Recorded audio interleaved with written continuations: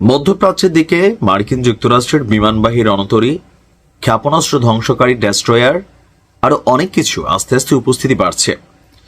Donald Trump বলছে যে সে ইরানের বিরুদ্ধে আমেরিকার বাহিনীগুলোকে হামলার জন্য বা যে কোনো সময় হামলা যদি হয় সেটার জন্য অনুমোদন দিয়ে দিচ্ছে। হামলাটা কবে হবে এ ব্যাপারে 2 সপ্তাহ সময় নিয়েছে ট্রাম্প। বলছে যে 14 দিনের মধ্যে সিদ্ধান্ত হবে। তো এই 14 দিন কি বৈশা বৈশা ললিপপ খাবে? নিশ্চয়ই না।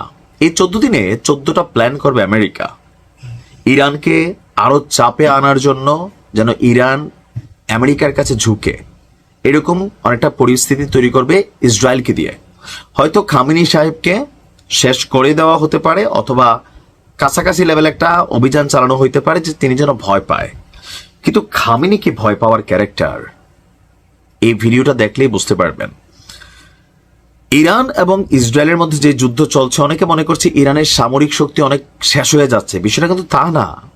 ইসরায়েল মানুষের উপর হাওলাত বরাত করে চলা রাষ্ট্র, ইউক্রেন চলা রাষ্ট্র, যার কারণে পশ্চিমারা দিলে এরা ঘটনা ঘটাইতে পারে, নাইলে না। ইরান কিন্তু সেলফ ডেভেলপড একটা রাষ্ট্র।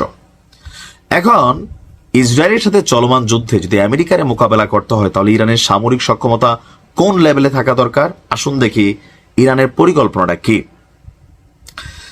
ইরান বুঝতে পারছে যে পরিস্থিতি খারাপের দিকে যাচ্ছে এবং আমেরিকার সাথে যে কোনো মুহূর্তে একটা সংঘর্ষ হবে। তো ইরানের প্রস্তুতিরা কি? আল জাজিরা একটা প্রতিবেদন বলছে যে যুদ্ধের পরিধি ক্রমেই বাড়ছে। যদি আমেরিকা এখানে আসে, তখন এই যুদ্ধ প্রথমত ইরান এবং ইসরায়েল আমেরিকার মধ্যে থাকবে না, এটা ছড়িয়ে পড়বে মধ্যপ্রাচ্যে। পারস্যের হরমুজ প্রণালী ইরানের একটি কৌশলগত শক্তি। আন্তর্জাতিক গুরুত্বপূর্ণ এই জলপথে ইরানের শক্ত অবস্থান রয়েছে।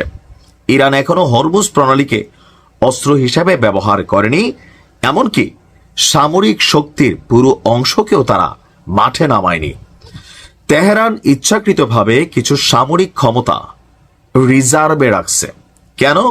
যেন যুক্তরাষ্ট্র সরাসরি লড়াইয়ে জড়িয়ে পড়লে তাদের সেই কি পয়েন্টগুলা বা ধরেন সেই এক্সেপশনাল যে মেশিনারিজ গুলা, সেগুলো যেন তারা ব্যবহার করতে পারে।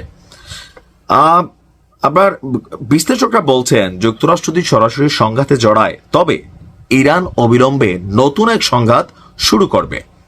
এই পর্বে তেহরানের লক্ষ্য হবে যুক্তরাষ্ট্রের আঞ্চলিক স্বার্থ এবং সামরিক ঘাঁটিগুলো। তিনি বলছেন যুক্তরাষ্ট্র হস্তক্ষেপ করলে পাল্টা হামলা চালাবে ইরান। কোথায়? আমেরিকাতে না, তবে মধ্যপ্রাচ্যে যে ঘাঁটিগুলো আছে, 40,000 মার্কিন সেনা মোতায়েন আছে। ইরান তার মিত্র শক্তিগুলো বা প্রক্সি যোদ্ধাদেরকে অ্যাক্টিভ করবে, প্রতিটা জায়গায় ডিস্টারবেন্স করবে। নিজেরাও তাদের ক্ষেপণাস্ত্রের আওতায় কিন্তু প্রত্যেকটা দেশ আছে। আমেরিকার এই কি বলা হয় যে অবস্থানগুলো, যে যুদ্ধ বিমান, যুদ্ধ জাহাজ, সামরিক ঘাঁটি, ইরান পাল্টা সেখানে হামলা করবে। এমনকি এই অবস্থায় কূটনৈতিক সমাধানের পথ খোলা রাখা এবং উত্তেজনা প্রশমন করাই হবে আন্তর্জাতিক সম্প্রদায়ের প্রধান দায়িত্ব। কিন্তু তাদের কোনো দায়িত্ব নাই, তাদের একটাই দায়িত্ব পশ্চিমাদের, যে কেমনে ইরানকে সাইজ করা যায়। এছাড়া ইরানের কাছে যদি পারমাণবিক অস্ত্র ধরেন রেডি থেকে থাকে, তাহলে আমেরিকা হামলা করলে ইরান দেয়ালে পিঠ ঠেকে গেলে কিন্তু সেটা ব্যবহার করবে, যেটা আশঙ্কা করা হচ্ছে। এর পাশাপাশি ইরান যথেষ্ট সুকৌশলে ইসরায়েলকে মোকাবেলা করছে। তারা তাদের মূল সামরিক শক্তিটাকে ব্যবহার না করে ক্ষেপণাস্ত্র এবং মানে কি বলা হয় যে দামি ক্ষেপণাস্ত্রের মতন দেখতে, কিন্তু ক্ষেপণাস্ত্র না, সস্তা, ভিতরে কিচ্ছু নাই, ওই ইসরায়েলের আকাশ প্রতিরক্ষা সিস্টেমকে ডিস্টারবেন্স করার জন্য। তো এরকম ভাবে তারা তাদের নিজেদের সামরিক শক্তিকে যথেষ্ট রিজার্ভ করে রাখছে, যেন আমেরিকার হালচালটা বোঝার জন্য। ইরান বলছে লড়াইয়ের জন্য সার্বিকভাবে প্রস্তুত, কোনোভাবেই ঝুঁকবে না। দেখা যাক কি হয় আগামী 14 দিনে। ভালো থাকুন।